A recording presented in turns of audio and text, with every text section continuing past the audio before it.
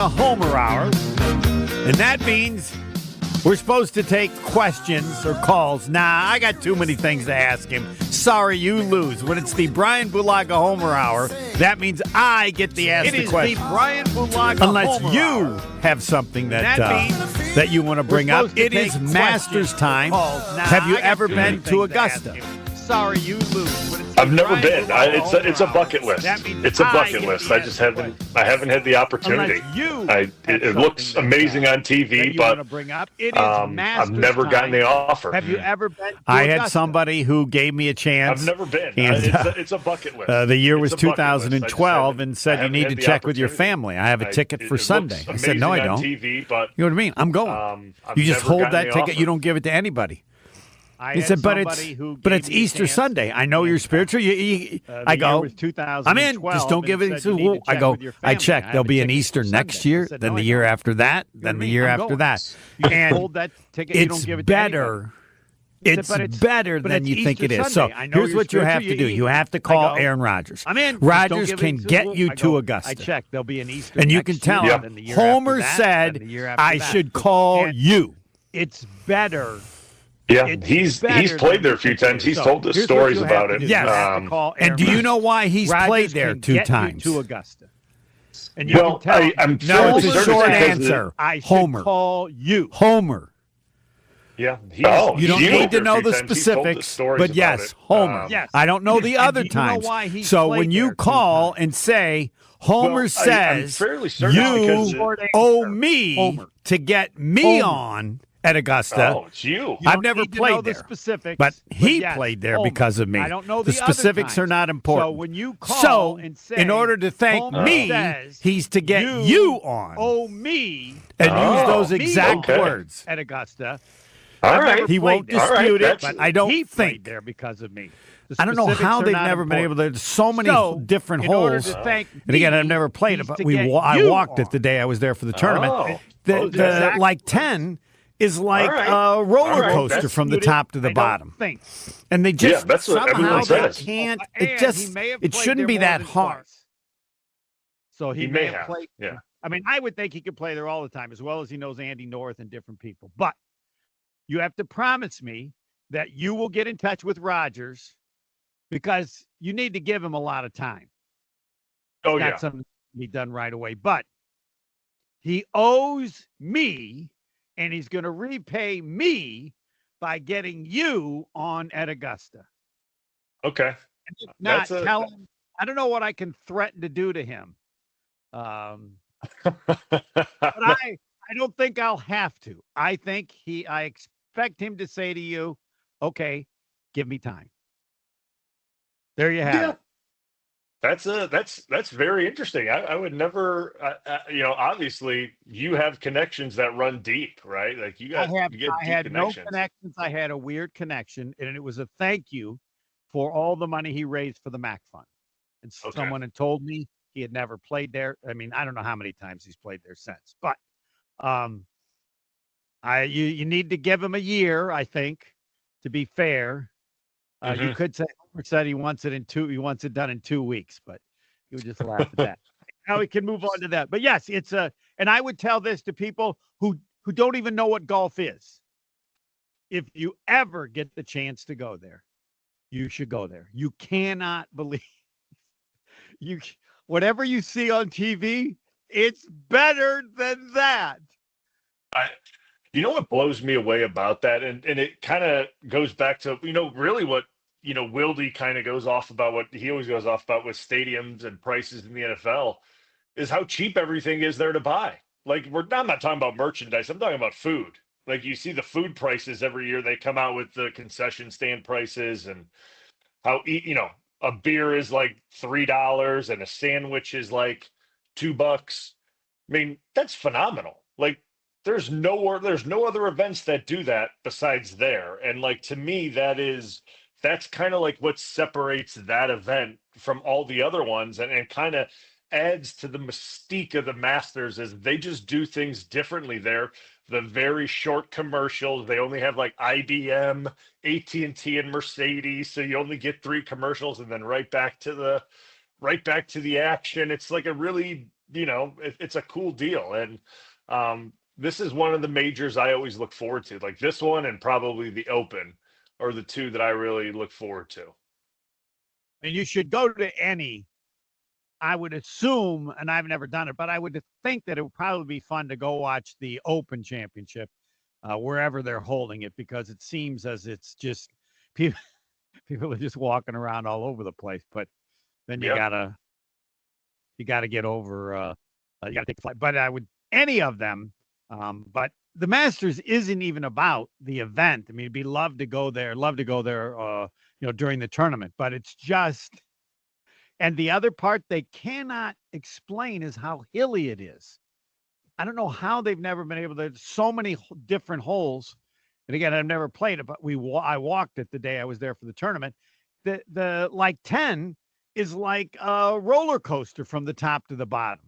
Yeah, and that's what everyone says.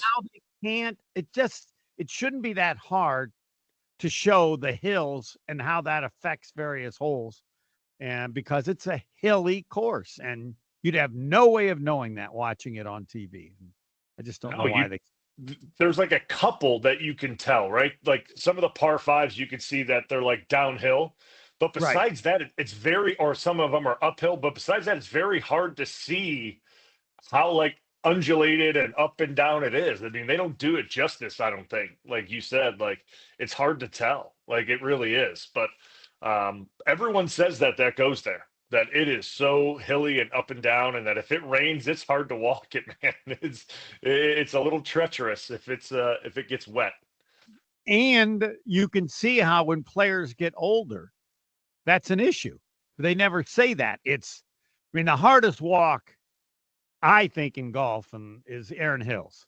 I can't comprehend that any walk could be harder than that because of the up and down you go from every tee or from every green to tee. As the caddy said, all right, here's the first rule you need to know, because some people get lost here. When you're on a green and you finish putting, just look around for the tallest hill, climb that, and that'll be the next tee. And it's really true. But it's a fabulous course. It's just, I don't know. Have you ever played a course that's a tougher walk than Erin Hills? Maybe. No, that's a long day. That's a really long day when you play there and it's a walk. Yeah. I mean, it's a long day. You feel like you're just completely up and down like all day. Like, and it's a fun track. It really is. I enjoyed it a lot. I've played it a few times. It's a lot of fun, but it is a hike. 18. This is the only place I can think of where 18 is harder, just because it's 18. You're so tired and worn out. I would like 18 to be 9. Just a really crazy but short par 3. I mean, they're never going to have 18 as that hole, because if you're going to have a big time tournament. But that's where I thought, couldn't 18 just be easy? I'm just tired. Yep. I mean, isn't it cool they have that? Isn't it? That's where they have the plaque where Justin Thomas hit that 3-wood in from, like that. That's pretty cool too. I mean, it's a fun course, but yeah, that's a tough walk. But I would say, and I say to people, like, if you're older, you have any issues, I don't know why they don't allow carts at a certain time. Not the whole year. I get that. But because there are a number of people that'll never get to play the course because it's just too hard to walk. And they've actually made some adjustments where they take you in a cart. I can't remember from one hole to the next where the walk is really long, but there should be, I don't know if it's a week or two, where they allow carts so that all those people could play that course. I agree. And they've made it so much prettier to me since they went to, I don't know, it's not fescue, but it's bent grass now in the fairways. And the contrast in the colors of green, I wish it could get on TV again for a big tournament. People could see just how it's not Augusta, but the contrast of the colors between the fairways and the roughs is unbelievable now. And it wasn't that way at the beginning because it wasn't bent grass. So you've been out there recently then? I mean, it's in the last few years, maybe the last 2 or 3 years they did it. I don't know exactly when, but yes, not. I haven't played it maybe in a couple of years. I'm like, I've had enough. I don't need to. I mean, that's how hard it is. I'd love to play it, but I don't. I don't want that walk. Yeah. Anyway. All right. So from now, this being April the 10th, by April the 10th of next year, Bryan Bulaga will have played at Augusta. Mark that down. All right, let's Yeah. get to the Packers. We will because I have a discount liquor Twitter poll question I want to get to, but we'll do that in the second quarter. ESPN's fantasy focused football podcast coming to Green Bay on the 23rd. You're coming to Green Bay too, right? You're going to be there for all the events. Yep. There's also a live show at the Tundra Trio. ESPN Wisconsin wants to send you and a friend up to Green Bay to see the show happen live. Right now, caller 4, 1-800-990-3776. 2 tickets to ESPN's Fantasy Focused Football live at the Tundra Trio. See the show up close, meet the host, and free food, free drinks, free Fantasy Focused Football podcast merchandise, free. Caller 4, 1-800-990-3776. Right now, visit ESPNWisconsinContest.com for full details. The second quarter with the Bryan Bulaga Homer Hour coming up next. The Bryan Bulaga Homer Hour, we got in the golf stuff, which should appropriately be done because, as I said, even if you don't know anything about golf, if you can ever go to the Masters, or I guess if you don't play golf, you're not going to play there, do it. And you'll go and say, I can't believe it's this nice. I actually have said that if I get to heaven, my first comment's going to be Augusta is nicer. But I can't guarantee that, though. I'm pretty confident. All right, let's get to Discount Liquor Twitter poll question. How often should the Packers get to the Super Bowl? Every 5 years, 10 years, 15 years, or 20 years? How often do you believe the Packers should get to the Super Bowl? This is not winning. This is just getting to the Super Bowl.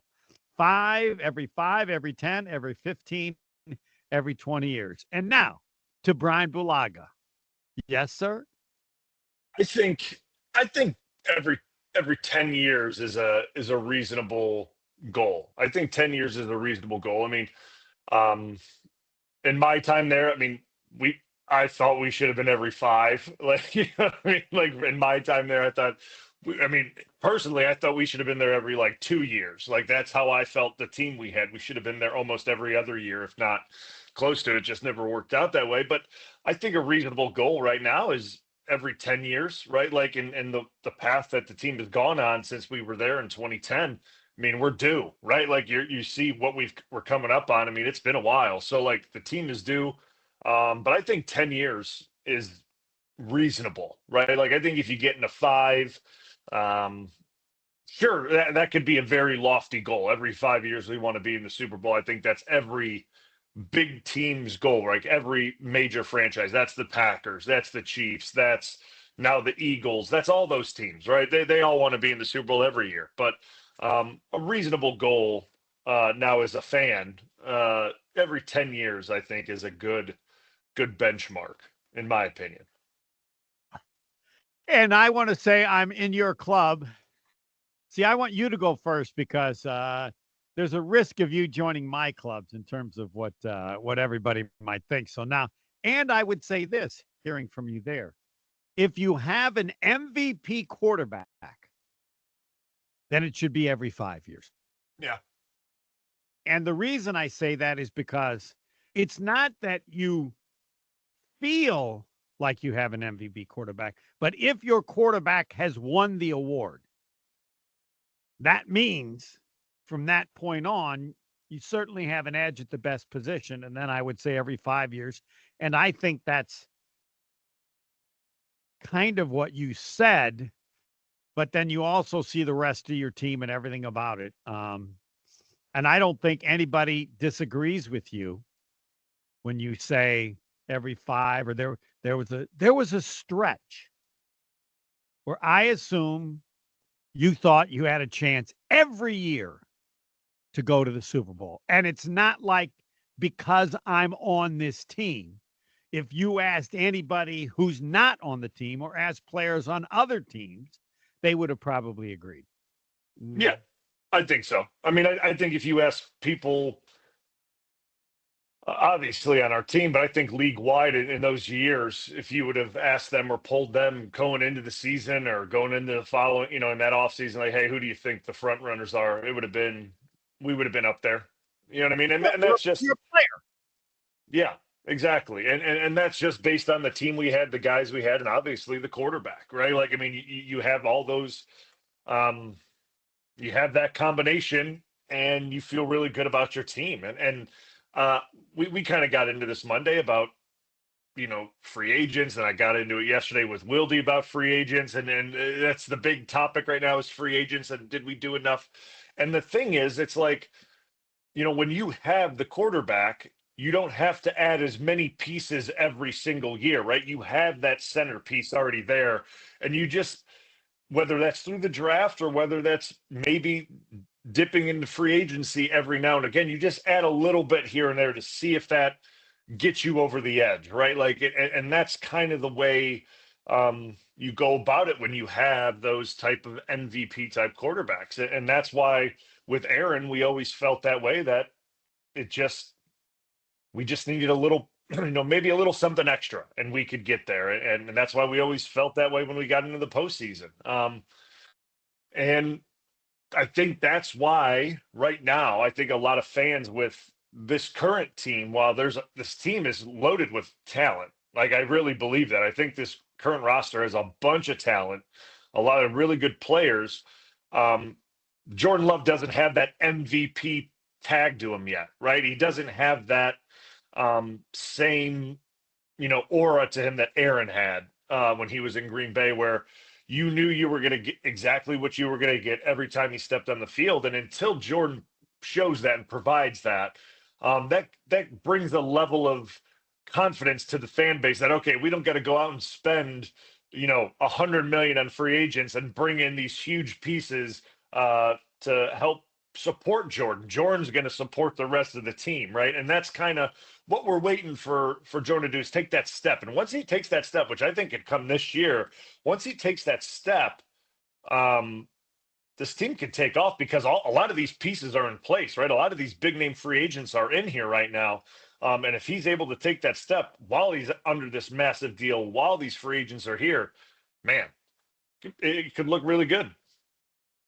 I have two follow-ups. One, in assessing the era that you played, I would say as much as anything, the players didn't get it done in playoff games. So I would say the people putting the team together did a good enough job. And in the end, in various games, players didn't get it done. More than we needed this or we needed that. And I don't say this thinking I'm 100% correct. It's kind of like arguing about Goody, the coach, the GM, and the players. Where does somebody need to become elite to make the Packers just a little bit better than they are? There are probably other answers, or I'm sure you could say no, but they're just games where the players just didn't get it done. And two, there's no Aaron Rodgers on this team. And I'm not talking about Jordan Love. Who's the Aaron Rodgers on the Packers right now at any position? Not MVP, but who's the most elite player at his position on the Green Bay Packers? It's a good question. I would say Zach Tom is a name that you bring up that I would join. Xavier McKinney. So, all right, players didn't get it done. Does my theory have any credibility whatsoever? Yeah, it does. Because like that's how I always feel about, at the end of the day, like playoffs too. Like, I mean, it's a player's game. Like that's really what it is. Like you could, like, sure, a coach could have a bad call, right? He could have a bad play call, or he could have a mistake with a timeout. Okay, like sure, like that happens. Like that happens all the time. But like at the end of the day, like it's us going out there and doing the job. Like we have to go out there and play. And that one timeout or that one bad play call, there were a bunch of things that happened before that mistake by a coach might have happened. So like to me, I always put it on the players first. How did the players perform in that game? And to me, I'll always look at it's a players' game. The players decide the outcome of it. And yeah, I mean, we didn't do a good enough job. And that's, what I'll always lean back into is that, we had our opportunities. We could have played better. We should have played better. And we didn't get it done at the end. And it's a hard truth, but it's the truth at the end. And that's what it is. And I would say in some games, I think of you play Joe Montana, he leads them to a score at the end, or you play Tom Brady, or you play Mahomes. I think you could say, well, they were the difference. But then you're going to say, as players, we knew it can't be close at the end. We can't give them a chance to make that play because we know how good they are. So even in that case, I'm sure you would go back to the players. Yeah. I mean, and listen, like, not to keep going back to 2014 NFC Championship game, but like, we knew we could not make that a close game in their place. Like, we knew that. Like, we knew if we let them back into a game in Seattle with that, and with that crowd and that atmosphere, we knew going into it, we needed to get on them so early and kill the crowd, that we would have control over the game. And that's exactly what we did. We did exactly what we wanted to do from the outset of the game.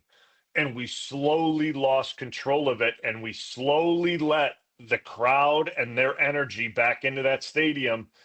And that's what happened. And we gave them a chance in overtime. And the result was what it was. Like, and that's the thing that, like, again, it goes back to the players. Like, we allowed them to get back into that, and the result was what it was. Everything went according to plan until like the end of the third quarter into the fourth. Everything was going according to plan, and then it didn't. And that's the thing. And on to the question about who do I think like is the Aaron Rodgers of this team. Hold on. You're going to have to hold off on that. Okay. This is a good tease because it's a tease. We're going to break and then get to that. And I do want to mention, since I can't say specifically because it's a violation, that green colored jacket is pressed and primed for this weekend's big tournament. Yeah, you can't use those other words. It's Lake Lawn Resort Golf Week on 94.5 ESPN. Golf cart, drinks, and snacks for under $15 a person. I got to repeat that. Golf cart, drinks, and snacks for under $15 a person. LakeLawnResort.com. LakeLawnResort.com. Third quarter coming up on, and who on the Green Bay Packers is the closest to Aaron Rodgers level? Next. It is the Bryan Bulaga Homer Hour, and this is something Bryan has no idea, but I have fought for this for 30 years. That if you have a tease, say what it is. Because if it's that good, that should entice people to want to continue to listen, not, oh, we got something new on the Packers. Well, like that's supposed to work? I have made that argument we're going on 40 years. And no one has ever agreed with me to change it. TV was actually the worst.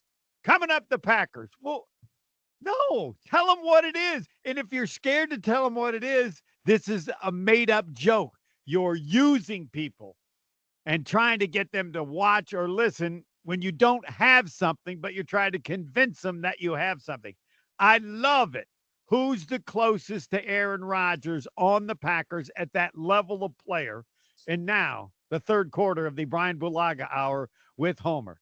All right, Bryan, I mentioned Zach Tom and Xavier McKinney just to begin the discussion, but I apologize to Josh Jacobs because his performance last year deserves his name as well, and I might be missing someone. Yeah, no, I mean, I think the two guys Zach Tom still, I still think Zach Tom has work to do, right? I think he still has. Listen, you mentioned Aaron Rodgers and like who's in that category in any position, and that to No me, one. Yeah, that's what I'm saying. There's a bar set there that is almost unreachable, right? That's called Hall of Fame. So like that's a very elite level. But there were guys who played at an elite level last season, and those two guys are McKinney and Jacobs, Yeah. right? So like you look at who did that on the team last year, and McKinney and Jacobs played at a very elite level. They were our two best players.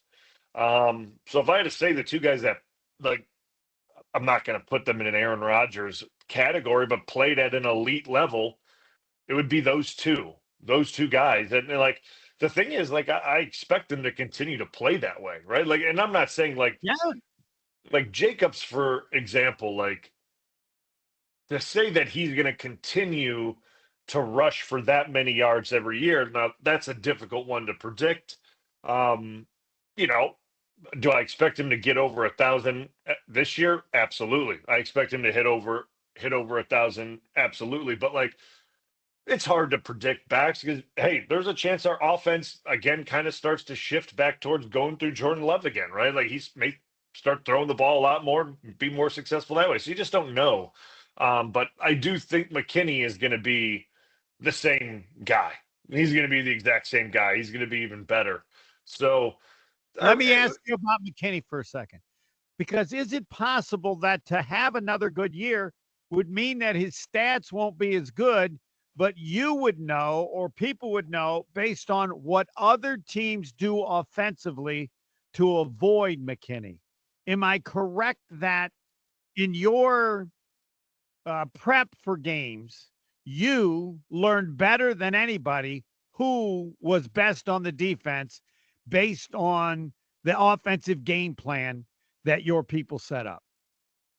yeah. I mean, you would have a really good, especially in the pass game, a really good feel for who, the offensive coordinator, the quarterback, the receivers, the QB coach, who those guys were really looking to target and who they were looking to kind of stay away from in every given week. And not that our guys were ever looking to stay away from, but who they were being cautious about throwing at, so to speak, right? And they had to know where they were at.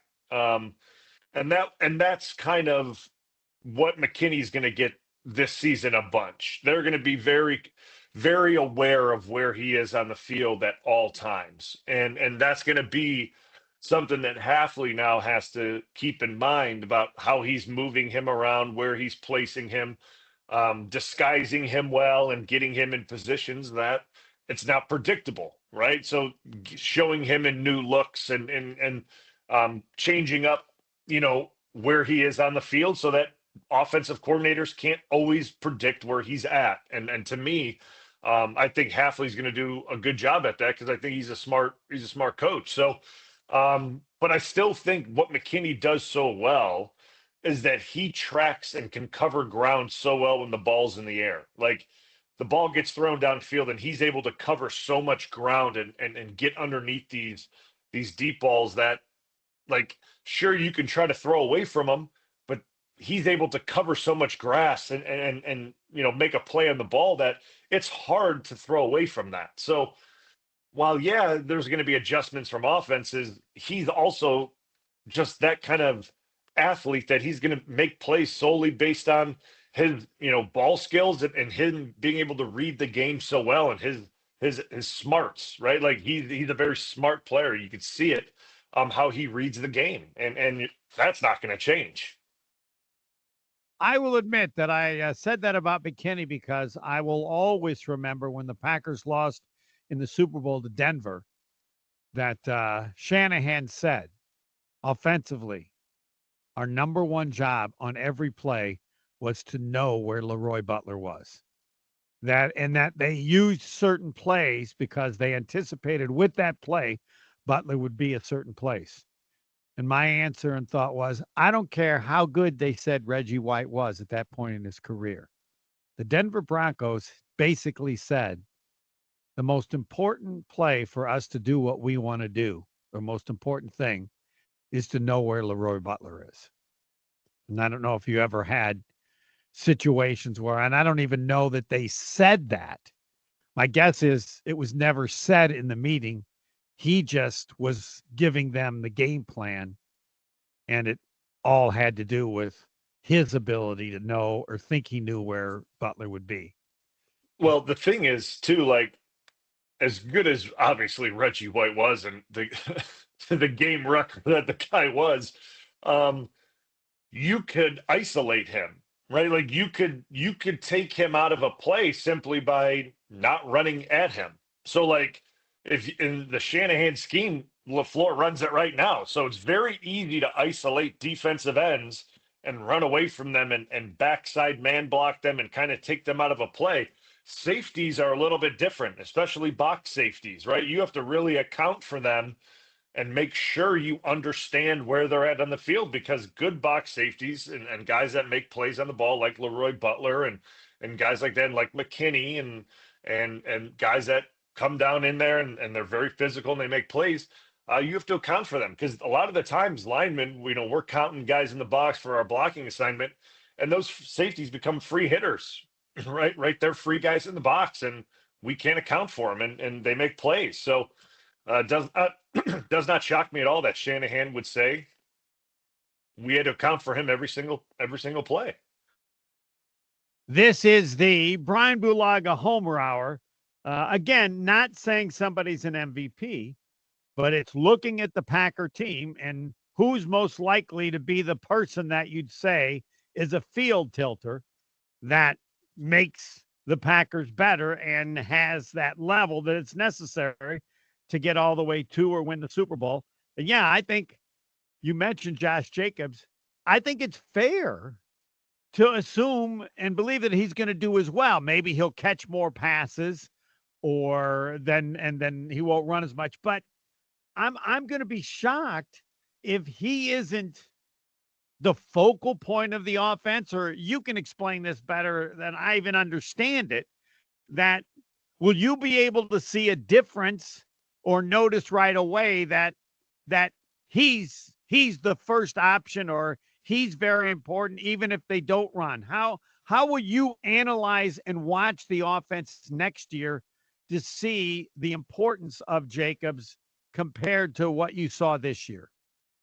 I mean, I still believe, kind of like what you said, I still think he's going to be the starting point, right? Like I still believe no matter what they do, even if they become a little more play action oriented, which I think they're going to be with working in the tight ends more, which I think is going to be very important this year.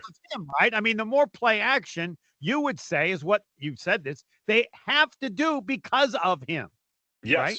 Yes. I mean, if you're going to run the ball that well, you have to play action well. Like you just have, like, one has to feed off the other. Like you got to be able to do it. And they didn't do it well enough last year, which still blows my mind. Like I still don't understand how well they ran it and how well they didn't run play action. Like I've never been, like, we ran the ball decent with LaFleur. Like, I mean, my first year, we ran the ball decent and our play action was awesome. Like it was the best I've ever had in a play action in my career in the NFL up to that point. And we were running the ball decent with Aaron Jones. And like they got better running the ball as the scheme got more evolved and the guys got more comfortable in it after I left, and the play action got better and better and better. Then they get Jacobs in there, and the dude's a workhorse and he's running like crazy, and the play action like disappears. And it's like, well, that doesn't make any sense. All right, my theory: injury to Jordan Love. If he's injured, would that limit? Is there the possibility that I'm right? Well, it limits some of the play actions, like the keepers and the bootlegs and things like that, because he can't get out and run and some of the things. But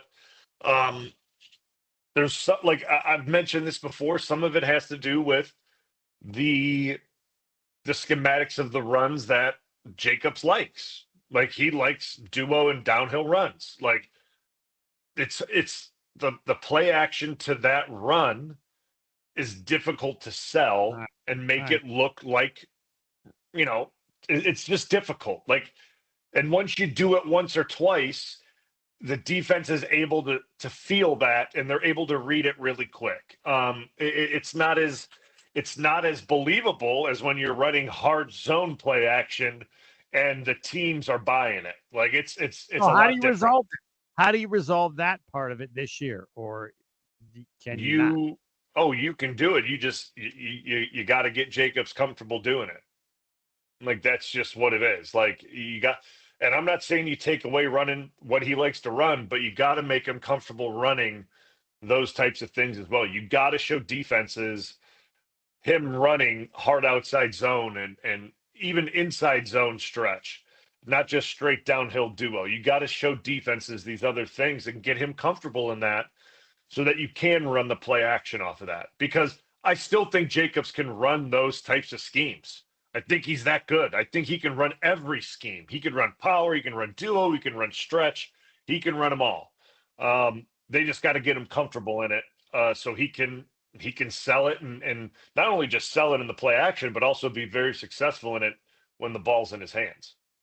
All right, we're going to get to the fourth quarter and Zach Tom because what he has to do and when will Bryan Bulaga notice that he's moving closer to the Aaron Rodgers neighborhood. Fisco Auto Body, it's a family business, and I tell you about them so you'll like me. This is how it works. Fisco Auto Body on Forest Home in Franklin. On Forest Home in Franklin, family business owned since 1931. It's not what they do, it's who they are. It's a family business. And yes, the generations keep doing it. I swear they were working on cars when they were in diapers. I'll have to get that confirmed. Fisco Auto Body on Forest Home in Franklin. Expert workmanship guaranteed for the life of your vehicle. Fisco, Fisco, Fisco. So you remember the name. And yes, back to how long it takes. Higher Love is the only UP cultivator offering organic, clean green certified products, which means you can count on them to provide only the good stuff and none of the bad stuff. And I tell you, time. Less than an hour from Green Bay, less than 2.5 hours from Milwaukee, actually 2 hours and 18 minutes, and 19 seconds across the border of Michigan. They have 9 retail locations across the Upper Peninsula. I mentioned the one in Menominee, also in Ironwood, just over the border. 9th retail location now open in Escanaba. Higher Love, the only UP cultivator offering organic, clean green certified products, which means you can count on them to provide only the good stuff and none of the bad stuff. Higher Love. Remember the name. Zach Tom next, the Bryan Bulaga Homer Hour.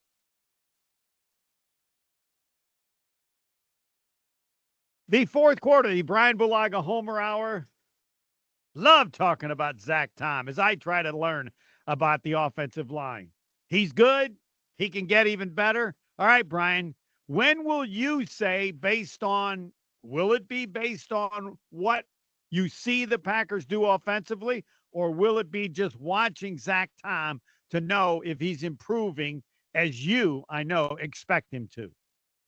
I think it's just based off watching him. I don't think it's what the Packers do offensively. I mean, I think Green Bay right now offensively can do everything that they want to do based off of his talent level, right? Like, I mean, what he does, right? Like, and what he's able to do and his skill set, he gives Green Bay everything they need based on what he can do right now, right? Like, so like that is a no question, but to where he wants to become as a player, from everything I've heard about him as a player and how much he studies and all that, it's going to be looking at him individually and kind of seeing, like, obviously I kind of had a feeling that as the season went on with his pec injury, he didn't talk about it, which makes me respect him even more, that he didn't put no excuses on that his pec probably was bothering him, that there was weakness in that thing as the season went on. But that was going to happen, right? Like, there was no doubt in my mind that recovering from that injury and then going to play in an NFL season, the recovery time to that just wasn't there. Like, sure, you recovered from it, but then you went and just beat the hell out of yourself in an NFL season as a lineman. So, like, you weren't going to recover. You were just going to make it worse. So, like, I mean, I love that he didn't make any excuses, but just to see him on film not fall into those things that he did last year late because he was protecting his pec. Like, he knew he couldn't strain with that arm, so he was dropping so he's a right tackle, so he was dropping his right leg to protect his right pec, essentially, to try to, protect his edge. Well, I hope that recovers now, and he's playing with a strong right hand and a strong right knee, so he's getting back to the way he normally plays, and just that pec injury it's gone, it's over, and he's back to the way he normally plays. And once I see him settle back into that, and just play consistently, just play like himself, like then I know, it's just the same Zach Tom that I've always seen, because he started off the season fine, and you could tell that he was healthy, or as healthy as you can be. Um, and then towards the end, you could see you could tell he wasn't feeling himself. And, you know, it is what it is. Guys get banged up as the season goes on, but you could tell something was bothering him, and his performances kind of went up and down a little bit. No surprise, right? And then at that last game of the season against the Eagles, I think, he had a couple bad plays that stuck out to people. He gave up the sack and things like that and whatever. But that's not normal for him. You know what I mean? Like, that's not his normal play. I've never really seen that from him.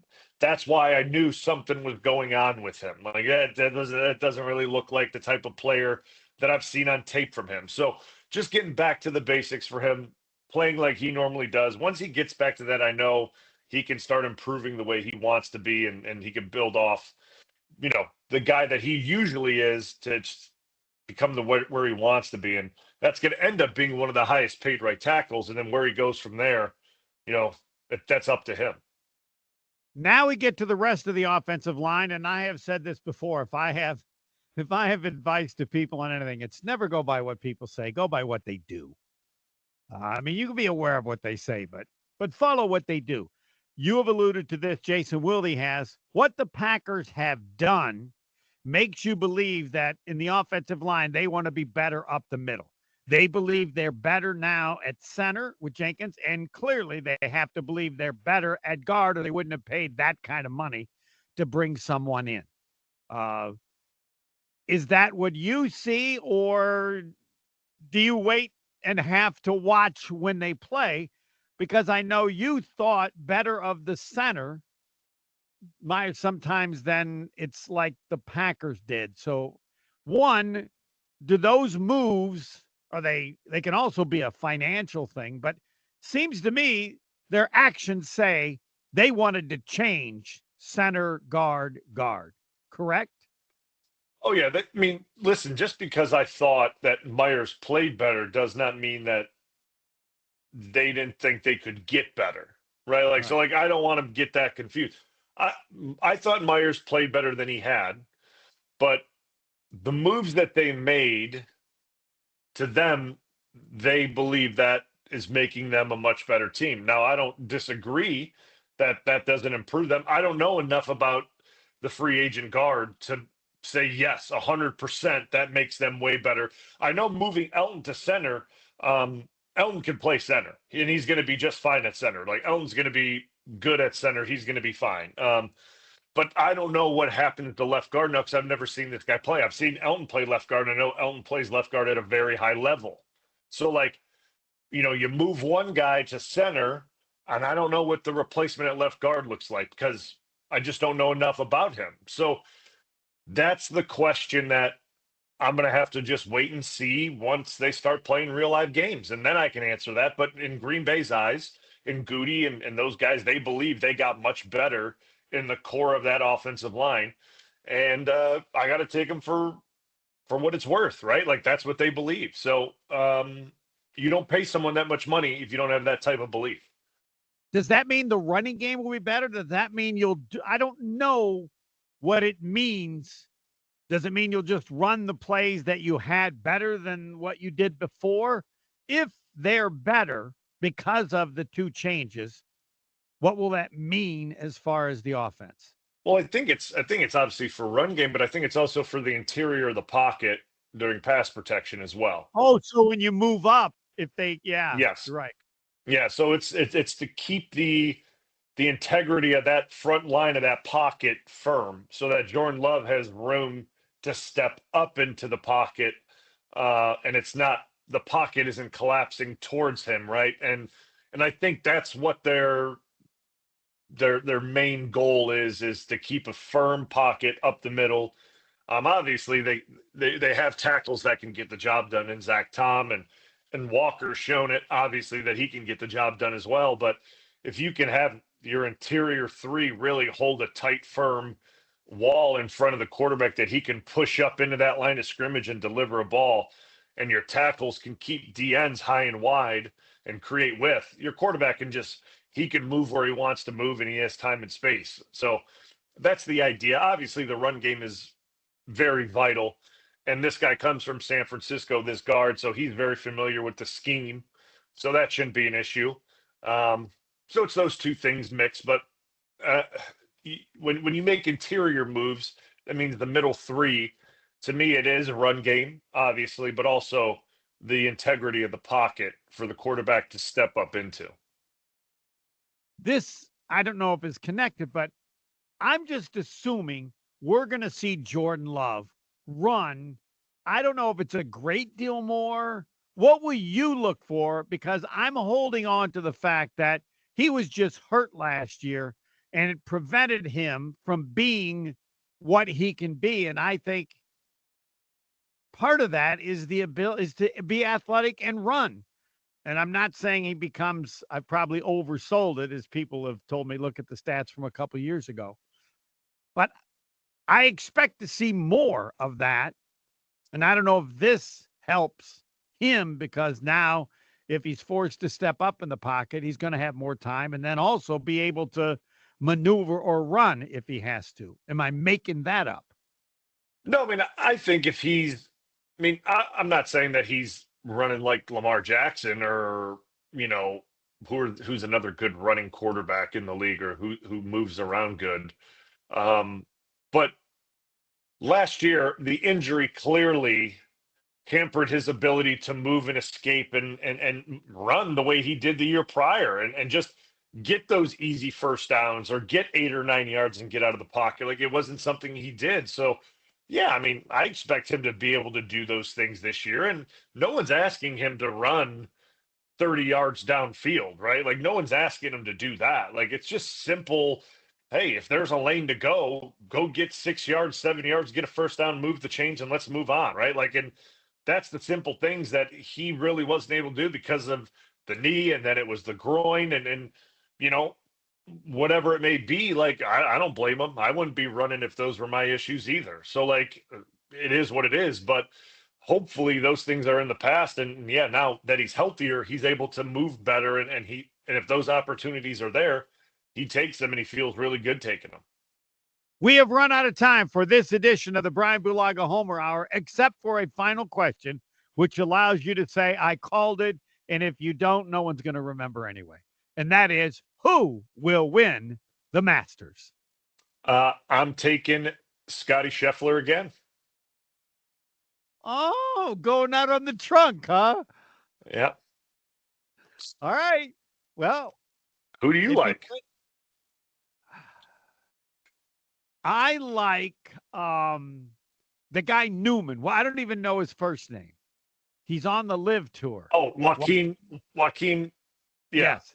I'm going out on the limb. Okay. However, the trunk is good if you're right. Yeah. That's all anybody remembers. Thanks, and Bryan, always, and see you next time on Monday. Yep. The Bryan Bulaga Homer Hour, as I like to say. I don't know.